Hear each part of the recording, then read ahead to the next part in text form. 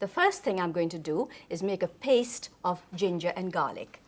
Now I have here 2 1-inch cubes of ginger that have been peeled and coarsely chopped. These go in.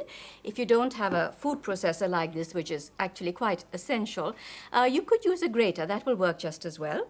Then I'm also going to put in 8 cloves of garlic and 4 tablespoons of water. Again, if you don't have an electric gadget, you can put the garlic through a garlic press, something like that will do it. 4 tablespoons of water, and all this is going to be blended together.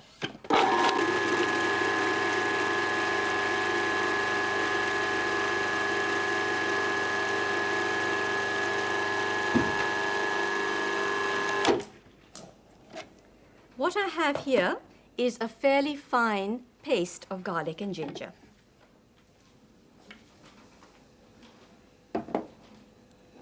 Now, the next thing that I have to do is cook the meat. I'm going to use 2 pounds of meat from leg of lamb. As I said, you could use beef as well. This is boned meat. Here I have just the last batch of it. I've fried the rest of it in batches in 10 tablespoons of vegetable oil. And this is the last batch that I have in here. The reason why I don't put in all the meat at the same time is that the meat would stew. It wouldn't fry and it wouldn't brown. Now the last batch is done. I'm going to take it out. Just leave all the oil behind.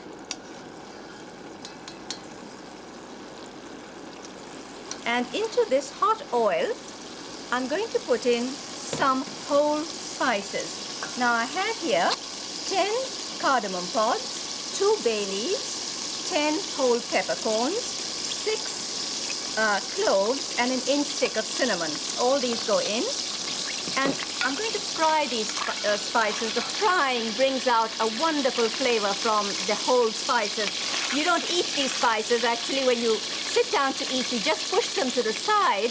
And then I'm going to put in 7 ounces of finely chopped onions. You stir and fry the onions. Now, what happens with onions is that they take their own sweet time to brown.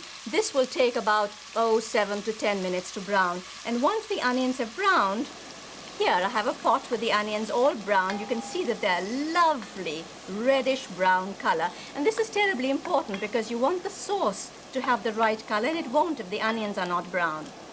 Into the sauce, I'm going to put in the garlic ginger paste that I made earlier. All this paste goes in. Don't leave any of it out. You need it all for the flavor. Stir and fry it. Again, at each step, you must fry, because if anything is left unfried, it won't taste as good. Then, I'm going to put in some ground spices, and I have here a teaspoon of ground coriander, 2 teaspoons of ground cumin, and these spices here, the red ones, are what give the dish its name, Rogan Josh, the red color. And in India we would use some kind of red chili which isn't very hot, but here you can use 4 teaspoons of paprika mixed with 1 teaspoon of cayenne. Actually, you can mix them in any proportion that you like, and 1 1/4 teaspoon of salt. So all this goes in as well.